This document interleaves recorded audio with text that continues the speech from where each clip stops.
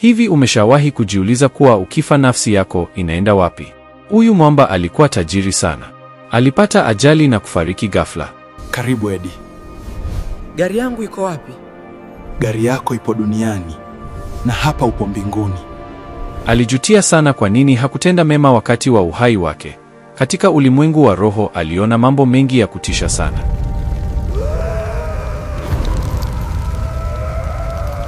Malaika wa hukumu yupo mbele yake akimsomea mema na mabaya aliyofanya wakati wa uhai wake duniani. Je, unajua ni nini kilitokea kwenye hadithi hii? Sasa kabla sijaanza simulizi hii, hebu kwanza like kisha ni follow au subscribe, alafu niandikie kwenye komenti kuwa unaangalia simulizi hii ukiwa wapi na ni yapi maoni yako. Okay, tuanze simulizi yetu. Usiku ulikuwa umevaa joho jeusi, lakini kwa Eddie giza halikuwepo. Ndani ya klabu maarufu ya High Life iliyopo katikati ya jiji, taa za rangi mbalimbali zilimulika kama radi za bandia. Eddie au Don Eddie kama walivyomuita wapambe wake, alikuwa amekaa kwenye kochi la VIP akizungukwa na wasichana warembo na chupa za bei mbaya za champagne na whisky. Eddie alijulikana mjini kote. Hakuwa tajiri tu, alikuwa tajiri wa kutupwa. Magari yake yalibadilishwa kama nguo na nyumba yake ilikuwa kama ikulu ndogo. Lakini sifa yake kubwa haikuwa utajiri wake, bali jinsi alivyoutumia. Mwaga bia kwa wote humu ndani bosi, Eddie nitalipa. Alikuwa mpenda anasa, mlevi kupindukia, na mtu asiyejali hisia za mtu yeyote yule aliye chini yake. Ongeza nyingine. Leo bili kwa Eddie, alipiga kelele huku akinyanyua glasi juu, pombe ikimwagika kwenye shati lake la hariri. Saa 8 usiku ilipofika, Eddie alikuwa hajiwezi. Alisimama kwa kuyumba, akawasukuma wapambe waliotaka kumshikilia. Mimi ni Eddie bwana. Naweza kuendesha gari hata nikiwa nimelala, alijigamba kwa ulimi mzito. Aliingia kwenye gari lake jipya aina ya Range Rover Sport, akawasha injini iliyonguruma kama simba mwenye njaa.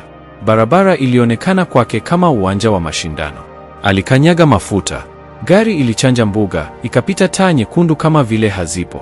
Mita chache kabla ya kufika nyumbani kwake, kwenye kona kali, Eddie alipoteza mwelekeo. Mwanga mkali wa lori uliomjia usoni ulimchanganya.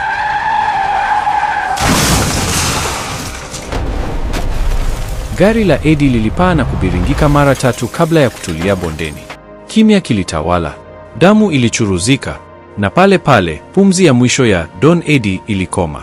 Ghafla, maumivu yote yalitoweka. Eddie alifumbua macho. Hakukuwa na giza, wala hakukuwa na maumivu ya ajali. Alijikuta amesimama kwenye uwanda mpana usio na mwisho, akiwa amevalia joho jeupe pee, laini kuliko hariri yoyote aliyowahi kuivaa duniani. Karibu Eddie. Gari yangu iko wapi? Gari yako ipo duniani na hapa upo mbinguni. Mbele yake alisimama kiumbe mrefu, mwenye mabawa makubwa meupe na uso unaong'aa kiasi kwamba Eddie alishindwa kumtazama machoni. Karibu Eddie, sauti ya malaika ilisikika kama maji yanayotiririka, yenye mamlaka na utulivu. Eddie alitetemeka. Niko wapi? Gari langu ajali. Mwili wako umepumzika duniani, Eddie. Hapa ni ulimwengu wa roho. Uko mbinguni, kwenye lango la hukumu, malaika alijibu. Kabla Eddie hajajibu, malaika aliendelea. Kabla hatujafanya hesabu ya mema na mabaya yako, nimepewa ruhusa nikutembeze. Utaona mbingu ilivyo, na utaona moto ulivyo. Unataka kuanzia wapi? Eddie, akiwa bado na kiburi cha kidunia na matumaini ya kuwa yeye ni mtu, alijibu haraka, tuanzie mbinguni. Nataka kuona makazi yangu. Malaika alimshika mkono, na kwa kasi ya wazo, walijikuta wamesimama kwenye bustani ambayo uzuri wake hauelezeki kwa lugha ya kibinadamu. Mito haikuwa ya maji tu, ilionekana kama maziwa na asali, ikitiririka kwa utulivu. Hewa ilijaa harufu ya manukato ambao Eddie hakuwahi kuisikia popote. Eddie aliona makundi ya watu wakiwa wamevaa mavazi meupe yanayomeremeta kama almasi. Walikuwa wakiimba nyimbo za sifa, nyuso zao zikiwa na furaha ya milele. Hakukuwa na jua, lakini kulikuwa na nuru kuu iliyotoka kila mahali. Nataka nimwone Yesu, Eddie alisema kwa shauku, akiamini kuwa hadhi yake inamruhusu. Malaika alimwangalia kwa jicho la huruma.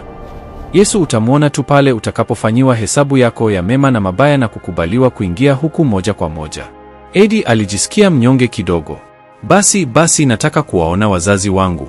Mama yangu na baba yangu walikufa zamani. Ghafla, mwanamke mmoja alijitenga kutoka kwenye kundi la waimbaji.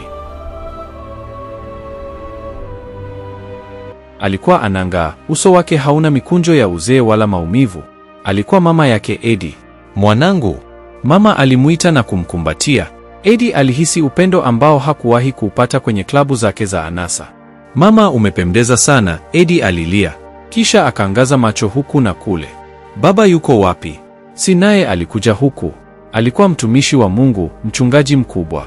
Uso wa mama ulibadilika kidogo, ukawa na huzuni iliyofichika.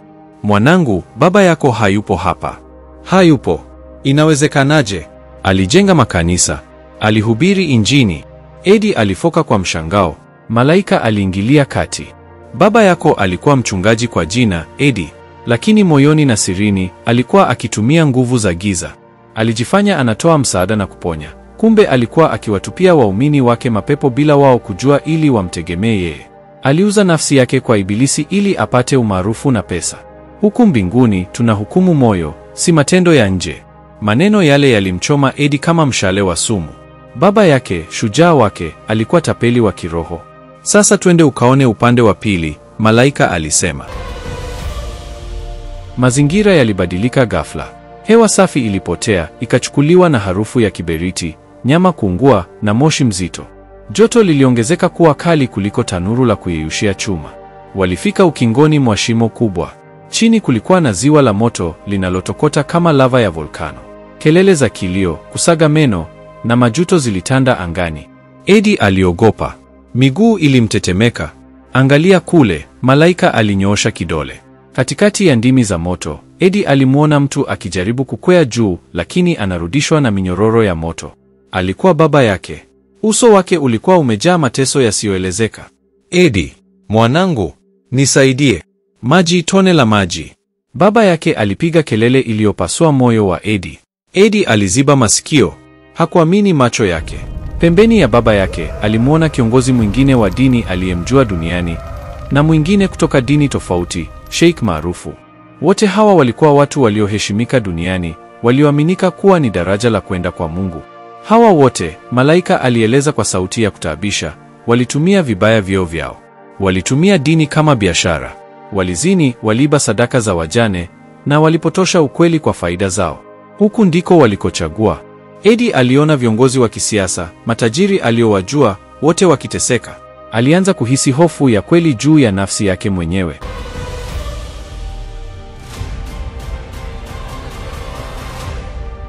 Wakati wakirudi kwenye geti la kuingia peponi kwa ajili ya hukumu, Eddie aliona tukio la kushangaza.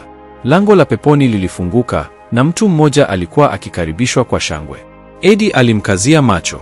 Alimjua. Malaika. Subiri. Eddie alipiga kelele. Huyo jamaa namjua. Huyo ni Chidi mlevi. Huyu jamaa alikuwa halali nyumbani, kutoa yuko baa, anatukana watu, mlevi wa kupindukia. Mtakuwa mmekosea kumpeleka peponi huyo.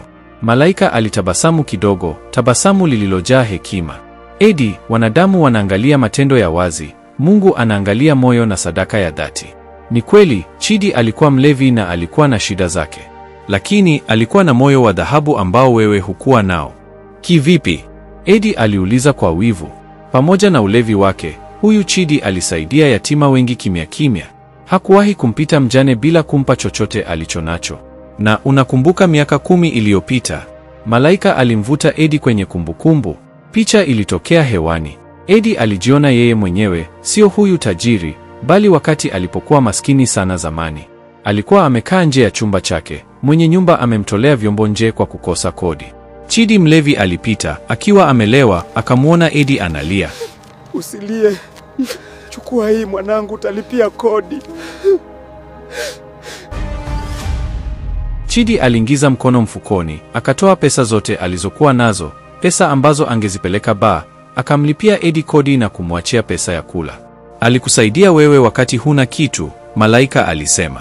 Tendo lile moja la huruma, na mengine mengi aliyofanya kwa siri, yamefunika dhambi zake nyingi. Alitubu dakika yake ya mwisho kabla ya kufa, na kwa sababu ya moyo wake wa kutoa, rehema imemshukia.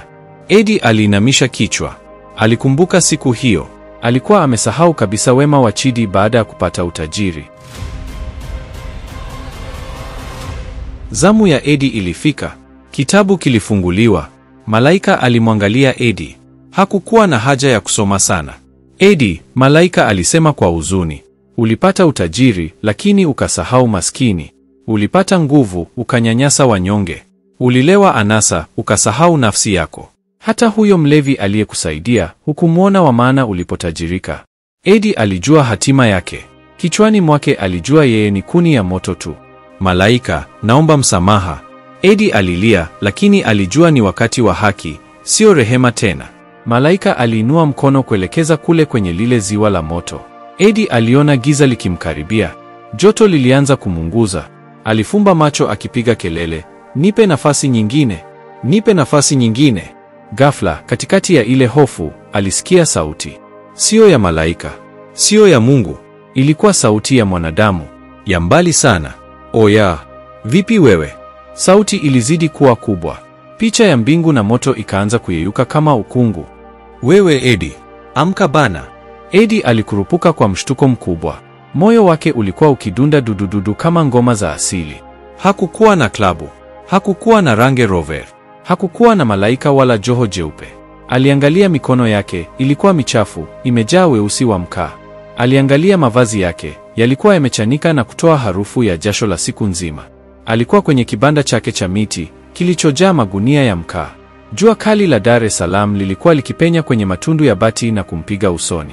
Tumbo lilunguruma kwa njaa kali, hakuwa amekula tangu jana usiku. Kumbe ilikuwa ndoto. Eddie alinong'ona, sauti yake ikiwa kavu. Mimi sio tajiri.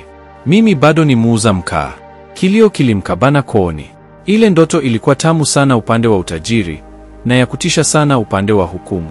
Lakini kurudi kwenye umaskini huu uliokithiri ilikuwa maumivu mengine mapya. Mbele yake alisimama rafiki yake wa zamani, Juma.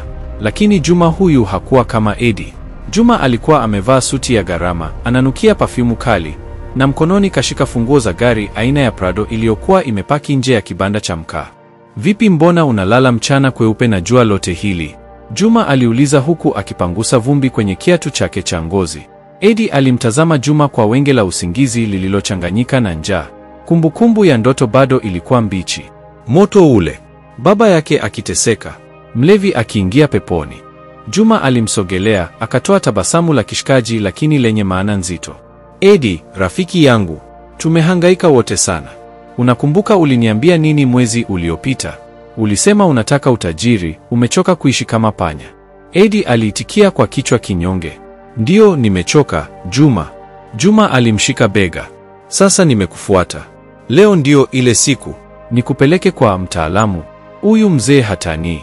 Unatoa kafara kidogo tu, unakuwa tajiri wa kutupwa kama mimi au zaidi. Magari, pesa, heshima, vyote vitakuwa vyako. Maneno ya Juma yaligonga kengele kichwani mwa Eddie. Tajiri wa kutupwa.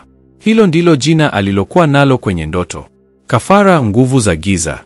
Hicho ndicho malaika alichomwambia kuhusu baba yake, kwamba alitumia nguvu za giza na sasa anaungua motoni. Eddie alikaa kimya akitafakari.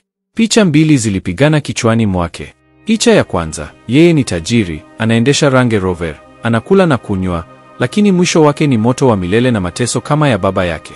Picha ya pili, yeye ni maskini wa kutupwa, anauza mkaa, anadharauliwa, analala na njaa, lakini labda ana nafasi ya kuingia peponi kama yule mlevi kama akibadilika. Hali halisi ilimchapa usoni.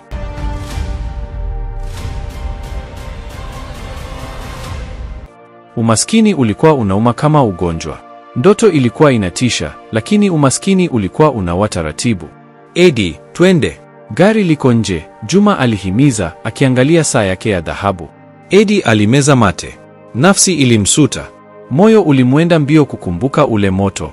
Lakini alipoangalia mikono yake iliyojaa masizi na maisha yake ya dhiki, imani yake iliyeyuka.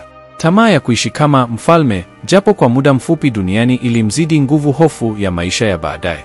Akiwa na uzito mkubwa moyoni, kama mtu anayebeba gunia la misumari, Eddie alisimama. Sawa, Juma, alisema kwa sauti ndogo, yenye kutetemeka. Twende. Nimechoka kuwa maskini. Eddie alipanda kwenye gari la kifahari la Juma, akiacha kibanda chake cha mkaa nyuma. Gari liliondoka kwa kasi, likielekea kusikojulikana kwa mtaalamu. Kaka vipi, uko sawa kweli? Mbona upo kinyoge sana? Eddie aliegemeza kichwa kwenye kiti, machozi yakimlenga. Alijua ameipuuza onyo la Mungu kupitia ile ndoto. Alijua anaenda kutengeneza njia ya kwenda kumuona baba yake kule kwenye moto, lakini ulimwengu ulimshinda. Nafsi yake ilikuwa nzito sana, imefungwa minyororo kabla hata hajafika jehanamu. Ndani ya gari la Juma, kiyoyozi kilikuwa kikipuliza hewa baridi, lakini Eddie alikuwa akitokwa na jasho jembamba la hofu. Gari lilikuwa likichanja mbuga kuelekea nje ya jiji, likiacha nyuma kelele za mjini na kuelekea maporini huko Bagamoyo. Mbona kimya sana, Eddie? Juma aliuliza bila kugeuka, macho yake yakiwa yamekazia barabarani. Au bado unawaza ile ndoto yako ya mchana? Hapana, Eddie alidanganya, japo moyo wake ulikuwa ukapiga papapa. Nawaza tu maisha yatakavyokuwa. Hivi kweli inawezekana mimi muuza mkaa niwe kama wewe? Juma alicheka kicheko cha kejeli. Kama mimi, utakuwa zaidi yangu. Mzee ninayekupeleka kwake si mtu wa mchezo. Anaitwa Babu Zimwe. Huyo ndiye aliyenipa mimi hii jeuri. Ila nikuonye kitu kimoja, Eddie. Sauti ya Juma ilibadilika na kuwa nzito ghafla. Ukifika kule, usibishane naye. Chochote atakachokuambia fanya, wewe fanya. Ukileta ujuaji, utapoteza akili zako. Gari liliingia kwenye njia ya vumbi, likapita katikati ya mikorosho mirefu iliyoonekana kama mikono ya majitu gizani. Hatimaye, walisimama mbele ya nyumba ndogo ya udongo iliyoezekwa kwa nyasi, iliyojitenga sana na makazi ya watu. Harufu ya uvumba uliochanganyika na kitu kama nyama iliyooza iliwapokea mlangoni. Ndani kulikuwa na giza totoro isipokuwa kandili moja iliyowaka kwa mwanga hafifu mwekundu. Katikati ya chumba aliketi mzee mmoja mwenye ngozi iliyokunjamana kama gome la mti mkavu. Macho yake yalikuwa meupe pe, yasiyo na mboni, lakini ilionekana kama anawaona waziwazi. Karibu, Eddie, Babu Zimwe alikoroma kwa sauti iliyoonekana kutokea chini ya ardhi. Eddie alistuka. Unanijua jina langu? Babu Zimwe alicheka, kicheko kilichofanya nywele za Eddie kusimama. Najua jina lako, na najua ndoto uliota muda mfupi uliopita. Uliona moto, sivyo? Ulimuona baba yako akiteseka. Eddie alipiga magoti, mwili ukimtetemeka. Huyu mzee alikuwa anajua kila kitu. Hii ilikuwa nafasi yake ya kukimbia. Ilikuwa ishara tosha kuwa anapaswa kuondoka. Lakini tamaa ya pesa ilikuwa imemganda miguuni kama gundi. Nimekuja unisaidie babu. Nimechoka umaskini, Eddie alijibu kwa sauti ya chini. Umaskini ni ugonjwa mbaya, Babu Zimwe alisema huku akichanganya madawa kwenye chungu. Nitakupa utajiri. Utakuwa na pesa kuliko huyo rafiki yako Juma. Magari, nyumba, wanawake, heshima, vyote vitakuwa vyako ndani ya siku 3 kuanzia leo. Moyo wa Eddie ulilipuka kwa furaha ya ghafla, picha ya moto ikififia. Lakini Babu Zimwe aliinua kidole chake kilichopinda. Kila utajiri una masharti yake. Masharti yangu kwa ajili yako ni mepesi sana kulingana na ile ndoto yako. Masharti gani babu? Nipo tayari, Eddie alidakia. Kwenye ndoto yako, uliona kuwa kutoa msaada ndiko kulikomponya yule mlevi, sivyo? Babu Zimwe alitabasamu kwa uovu. Sasa, ili nguvu zangu zifanye kazi kwako, lazima uwe kinyume na hicho. Sharti langu ni hili, huruma ni mwiko. Usiwahi kumpa mtu yeyote msaada wa pesa, chakula, wala mavazi. Hata akija mama yako mzazi, kama angekuwa hai, au ndugu yako wa damu akiwa anakufa njaa, huruhusiwi kumsaidia. Siku utakapotoa sadaka au msaada wowote, utajiri wako utayeyuka na roho yako itachukuliwa saa hiyo hiyo.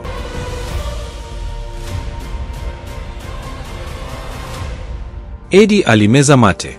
Sharti lilikuwa gumu kiimani, lakini rahisi kimwili. Alifikiria jinsi watu walivyomdharau alipokuwa maskini. Kwani wao walimsaidia nini? Ninakubali, Eddie alisema kwa ujasiri wa kijinga. Sitamsaidia mtu yeyote. Nitajijali mimi tu. Siku 3 baadaye, maajabu yalianza kutokea. Eddie aliokota begi la madini kwenye biashara za magendo ambazo Juma alimuingiza. Ndani ya mwezi mmoja, Eddie hakuwa tena muuza mkaa. Alinunua jumba la kifahari Oyster Bay. Alinunua lile gari aina ya Range Rover Sport aliloliona kwenye ndoto. Alianza kuvaa suti za hariri na kunywa pombe za mamilioni. Jina lake lilibadilika, akawa Don Eddie. Kila alipopita, watu walimuinamia. Wanawake wazuri walimzunguka kama nzi kwenye asali. Pesa ilimwagika kama maji. Eddie alijihisi kama mungu mtu. Alisahau kabisa harufu ya mkaa. Alisahau kabisa ile ndoto ya moto. Lakini moyo wake ulikuwa mgumu kama jiwe. Siku moja, mjomba wake kutoka kijijini alikuja getini kwake, akiwa amevaa nguo zilizochakaa. Mjomba huyu alimlea Eddie wazazi wake walipofariki. Eddie mwanangu, mjomba alilia getini. Mke wangu anaumwa sana, nahitaji $100,000 tu ya matibabu. Nimesikia umefanikiwa, nisaidie. Eddie alimtazama mjomba wake kupitia vioo vya gari lake la kifahari. Alikumbuka sharti la Babu Zimwe, usiwahi kusaidia. Moyo ulimuma kidogo, lakini hofu ya kupoteza utajiri ilikuwa kubwa zaidi. Mlinzi! Eddie alimuita mlinzi wa getini. Mtoe huyu mzee mchafu hapa. Sitaki kuona maskini wanachafua hewa ya nyumba yangu. Mjomba alitolewa kwa nguvu huku akilia, Eddie, damu ni nzito kuliko pesa. Utajuta. Eddie alipandisha kioo cha gari na kuongeza sauti ya muziki ili asisikie laana hizo. Moyoni mwake alihisi kitu kikifa. Ubinadamu wake ulikuwa unapotea. Miezi ilikatika. Eddie alikuwa tajiri wa kutupwa, lakini hakuwa na amani hata chembe. Usiku, usingizi ulikuwa ni vita. Kila akifumba macho, ile ndoto ya awali ilirudi kwa nguvu mpya. Alimwona mama yake akimwangalia kwa huzuni na kusema, mwanangu, umemchagua Ibilisi.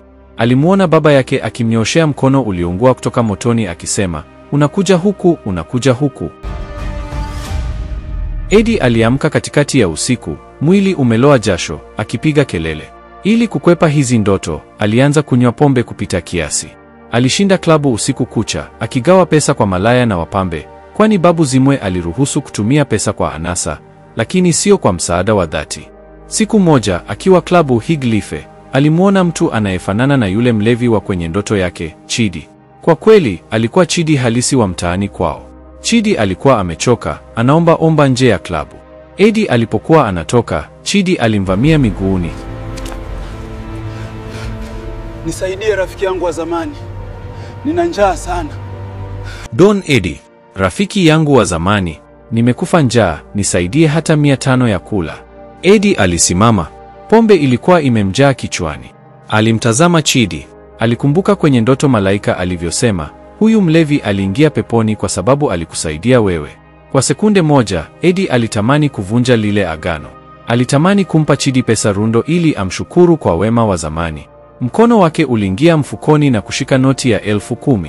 Lakini sauti ya Babu Zimwe ilisikika kichwani mwake kama radi, ukitoa msaada, unakufa leo. Mkono wa Eddie ulitetemeka. Aliachia ile noti mfukoni. Hasira ya uoga ilimpanda. Alimpiga teke Chidi. Ondoka hapa mbwa wewe. Unanichafulia suti yangu. Wapambe wa Eddie walicheka sana. Don Eddie hataki mazoea na chokora. Eddie aliingia kwenye gari lake huku moyo ukimwaka moto. Alijua amefanya kosa kubwa sana kiroho. Alijua amejifunga rasmi minyororo ya kwenda motoni.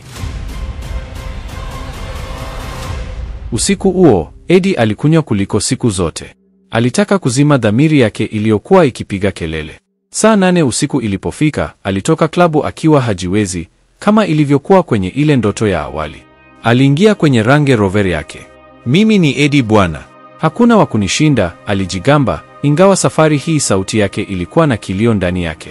Aliwasha gari. Barabara ilikuwa nyeupe. Alikanyaga mafuta. Kichwani mwake, maneno ya malaika yalirudi, mwili wako umepumzika duniani. Baba yako alitumia nguvu za giza. Eddie aligundua kwa kuchelewa kuwa ile ndoto haikuwa ndoto tu. Ilikuwa ni onyo.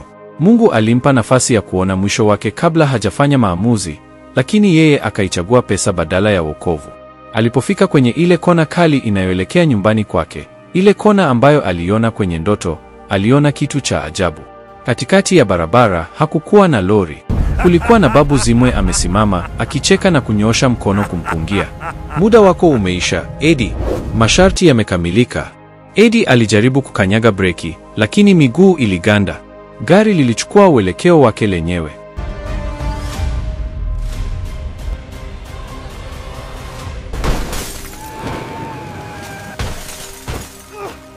Kishindo kile kile.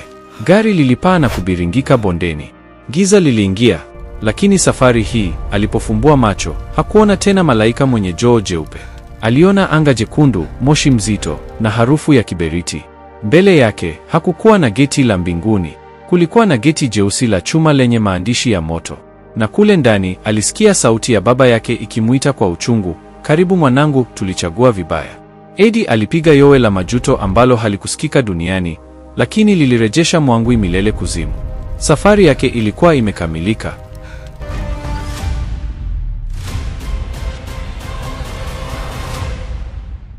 Umesikia kuhusu bilionea? Ndiyo, inashtua sana. Gari lake limeharibika vibaya. Jiji la Dar es Salaam lilisimama kwa muda. Habari za kifo cha Don Eddie zilitikisa kila kona. Magazeti yaliandika vichwa vya habari vikubwa: bilionea kijana afariki ajali mbaya ya gari. Msiba wake ulikuwa wa kifahari mno. Hema kubwa lilifungwa Oyster Bay. Vyakula na vinywaji vilimwagika kama sherehe. Watu walikula na kunywa huku wakisema, Eddie aliishi vizuri sana. Ameondoka na heshima. Jeneza lake lilikuwa la dhahabu tupu, la thamani ya mamilioni. Suti aliyozikwa nayo ilikuwa mpya.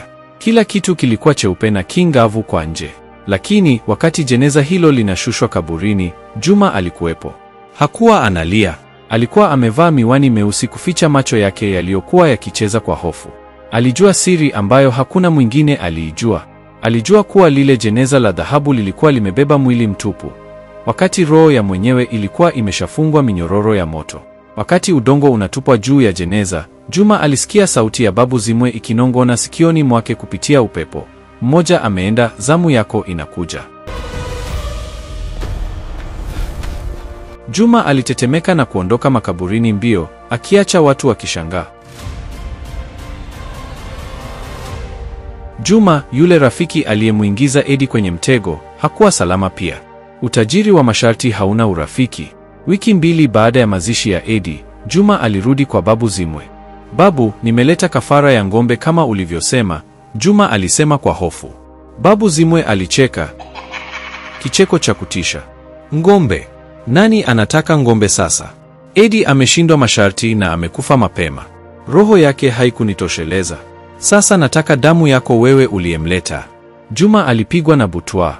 "Lakini babu, makubaliano yetu hayakuwa hivyo. Kwa shetani hakuna makubaliano ya kudumu." Babu Zimwe aligonga fimbo yake chini. Juma alikimbia. Alitoka Nduki kurudi mjini, lakini hakuwahi kufika nyumbani akiwa na akili timamu. Siku iliyofuata, watu walimkuta Juma Don akiwa jalalani, amechanika nguo zote, akiokota makopo na kuongea peke yake. "Eddie, usinichome moto moto."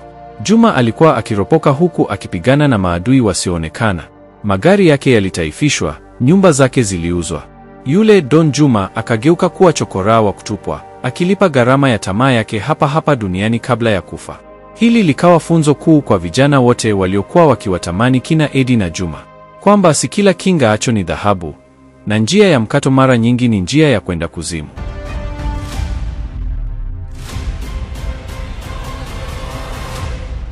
Sasa turudi upande wa Chidi tuone mwisho wake na yeye utaishia wapi. Usiku ule Eddie alipompa Chidi teke la kumtoa kwenye geti la klabu na kukimbilia kwenye ajali yake ya mwisho.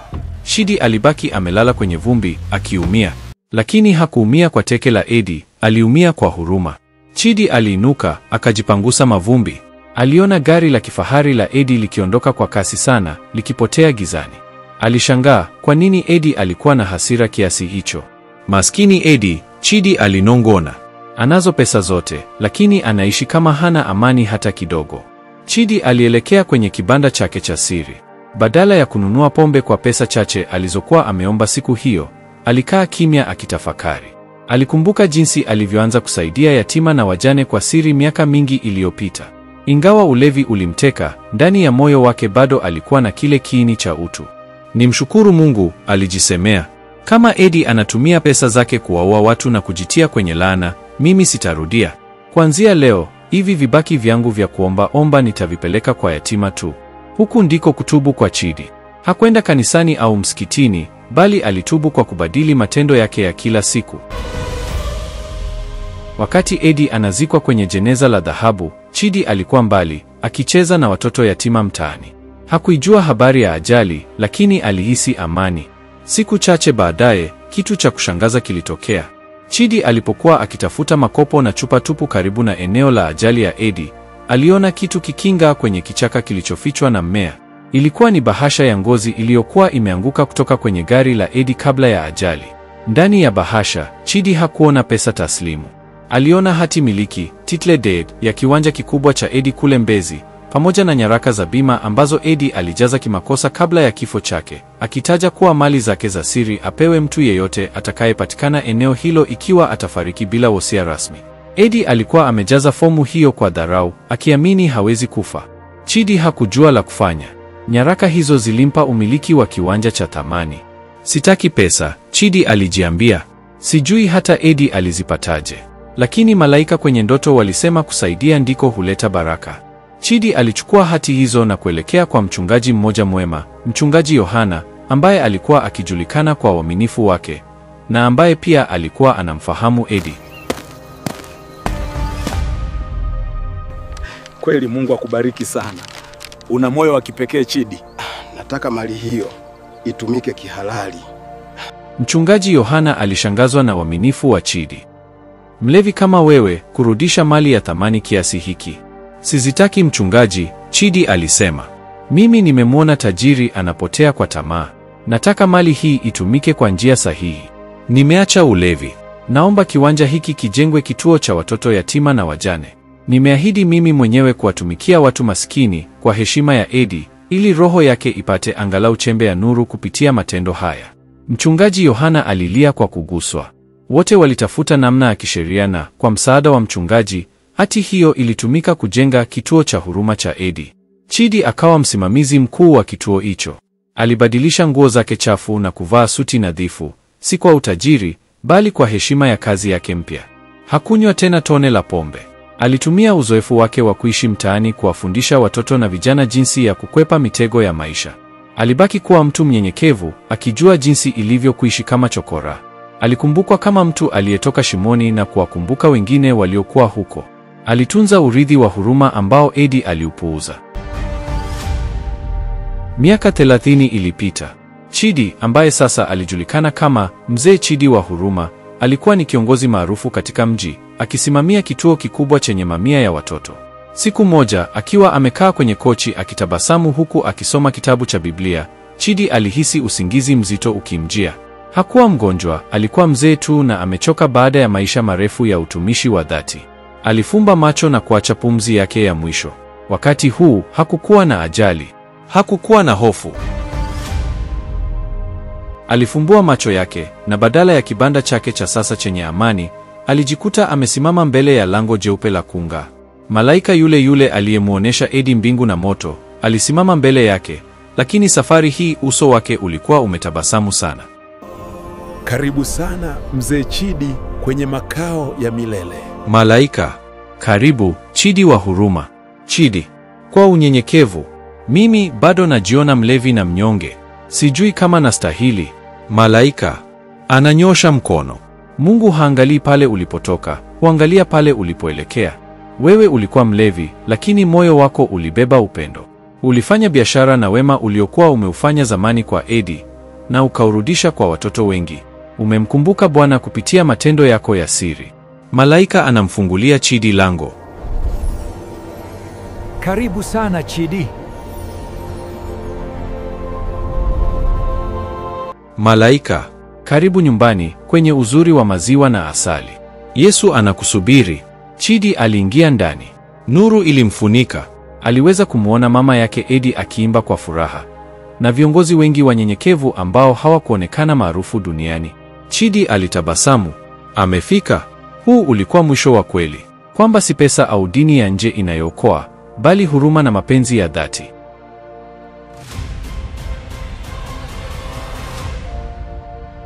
Hitimisho la kweli la hadithi hii ni kwamba muda wa uamuzi si wakati wa kifo, bali ni wakati wa fursa. Eddie alikuwa na fursa ya mwisho ya kutubu alipoamka kutoka kwenye ndoto, lakini akaichagua njia ya mkato. Chidi alipata fursa ya mwisho alipolala kwenye vumbi, na akaichagua njia ya Mungu. Nadhani utakuwa umejifunza kitu kwenye simulizi hii. Mpaka kufikia hapo, huu ndio mwisho wa stori yetu. Weka maoni yako kwenye comment hapo chini. Usisahau kunifollow au kusubscribe ili kuwa mwanafamilia halisi wa familia hii kubwa. Mtayarishaji wa simulizi hii ni King Rhino MC Seba. Tukutane tena katika wakati mwingine na asante kwa kuangalia.